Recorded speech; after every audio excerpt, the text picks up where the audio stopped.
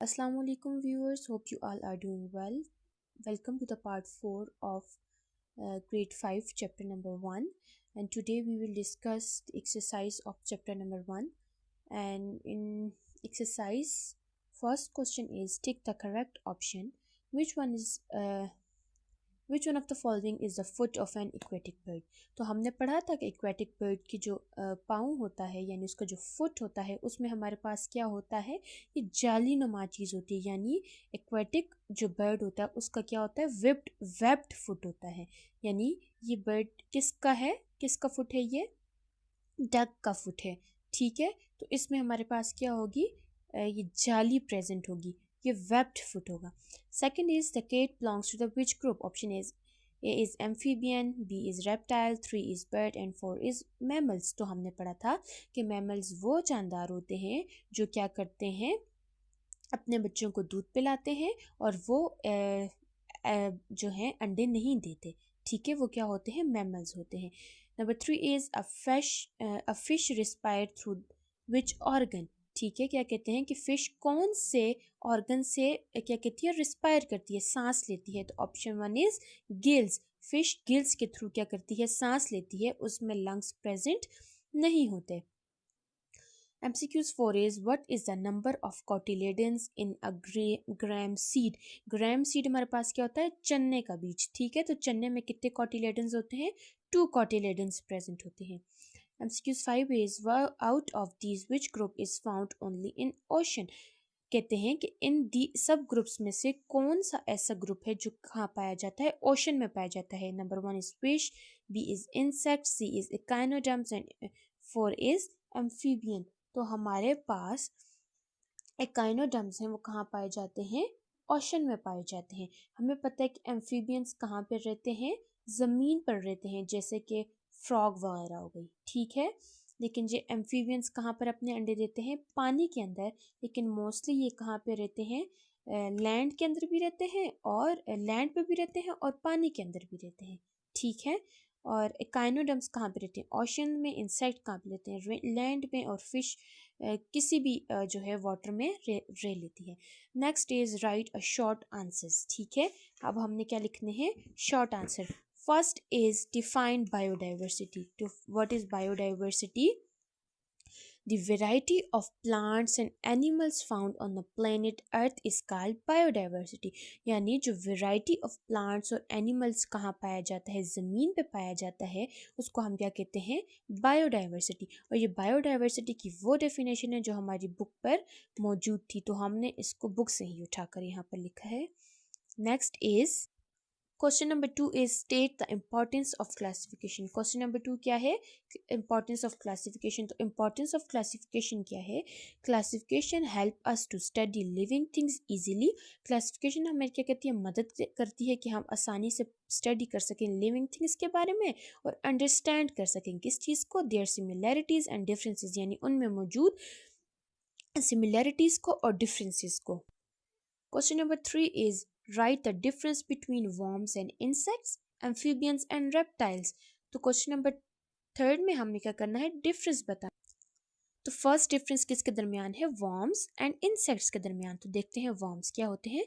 Worms हमारे पास soft body होती है, जिनके में वो जानदार, वो ऑर्गेनिजम्स जिसमें क्या होती है, सॉफ्ट बॉडी होती है। ठीक है, और उनकी क्या होती है, लेग्स नहीं होती, they have no legs and no wings. जबकि इंसेक्ट्स हमारे पास वो होते हैं जिसमें क्या होती है, हार्ड बॉडी होती है। हमने पढ़ा था ना एक्सोस्केलेटन, यानी they have hard outer body. ठीक है, and they have 6 legs and they may have wings. अब एग्जांपल्स हम देखते हैं वर्म्स की, क्या एग्जांपल्स है, अर्थवर्म एंड राउंड वर्म। जबकि इंसेक्ट्स की क्या एग्जांपल है, कॉकरोच एंड मॉस्कीटो।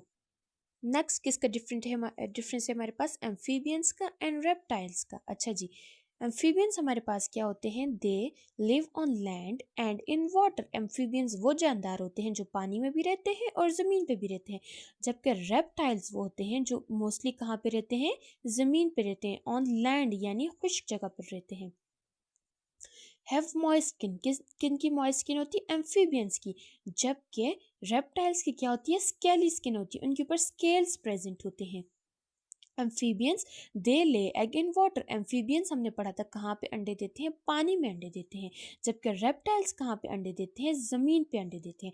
अब हमारे पास एम्फीबियन की क्या एग्जांपल है, फ्रॉग एंड टोड, जबकि रेप्टाइल्स की क्या एग्जांपल है, snake and crocodile. Question number 4 is what is similarity between fungi and animals, यानी कि फंजाई और एनिमल के दरमियान क्या सिमिलैरिटी है। So the similarity between fungi and animal is both fungi and animal cannot make their own food। हमने पढ़ा था कि फंजाई के पास भी क्लोरोफिल नहीं होता और एनिमल्स के पास भी क्लोरोफिल नहीं होता, तो इनमें फोटोसिंथेसिस का प्रोसेस नहीं होता, इसलिए ये अपना फूड खुद प्रिपेयर नहीं कर सकते, ये अपना फूड खुद प्रिपेयर नहीं कर सकते। इसलिए इन दोनों में ये सिमिलैरिटी है कि ये दोनों अपना फूड खुद प्रिपेयर नहीं कर सकते। Next, question number 5 is write one characteristics and one example of Monra and Protista। यानी यहाँ पे किसके कैरेक्टरिस्टिक्स मांगे हुए हैं, किंगडम मोनरा के एंड किंगडम प्रोटिस्टा का। हमने एक कैरेक्टर भी लिखना है और एक एग्जाम्पल भी लिखना है। So the question number 5 is, अब हम देखते हैं characteristic of monera is they are very small and have single celled organism, यानी बहुत स्मॉल होते हैं एंड इनमें क्या होता है, सिंगल सेल होता है। For example bacteria. Protista mostly single celled. Protista जो है किंगडम प्रोटिस्टा, ये क्या होते हैं, मोस्टली सिंगल सेल्ड होते हैं और ये कहाँ पे रहते हैं, दे लिव्ड इन वाटर। तो एग्जाम्पल क्या है किंगडम प्रोटिस्टा की, amoeba and paramecium. Next, we have constructed response questions. Some animals have internal skeleton of cartilage such as shark and stingray. They feed on other animals by predation। क्या कहते हैं कि कुछ animals जिनमें क्या होती है, इंटरनल स्केलेटन होता है, ठीक है, किसका, कार्टिलेज का, such as shark and stingray, ठीक है, और ये क्या करते हैं, फीड किस पे करते हैं, अनदर एनिमल्स पे बाय प्रीडेशन, यानी उनका शिकार करते हैं। What is the importance of cartilage in their life, तो वो पूछ रहे हैं कि इम्पोर्टेंस ऑफ कार्टिलेज क्या है उनकी जिंदगी में। So the importance of cartilage is, cartilage make their body flexible. Cartilage उनकी बॉडी को क्या बनाता है, फ्लेक्सिबल बनाता है एंड हेल्प्स एनिमल, और मदद देता है एनिमल्स को, लाइक कैसे एनिमल्स, शार्क को, कि वो क्या कर सकें, swim easily in water. Cartilage उनको क्या करता है, उनकी बॉडी को फ्लेक्सिबल बनाता है और उनको मदद देता है कि वो स्विम कर सकें पानी के अंदर आसानी से। Next we have is investigation. Why the body of zebra has black and white stripes, तो मैंने ये वाले दो आंसर्स इसी बुक पे यहाँ पे लिख दिए, ठीक है। Zebra has black and white strips to protect himself from predator and insects। अच्छा जी, जेब्रा की जो बॉडी पर ब्लैक और वाइट ये स्ट्रिप्स होते हैं, वो उसको क्या मदद देते हैं, उसको मदद देते हैं कि वो बच सके प्रीडेटर से, यानी शिकारी से, और इंसेक्ट से, यानी किससे बच सके, इंसेक्ट से बच सके।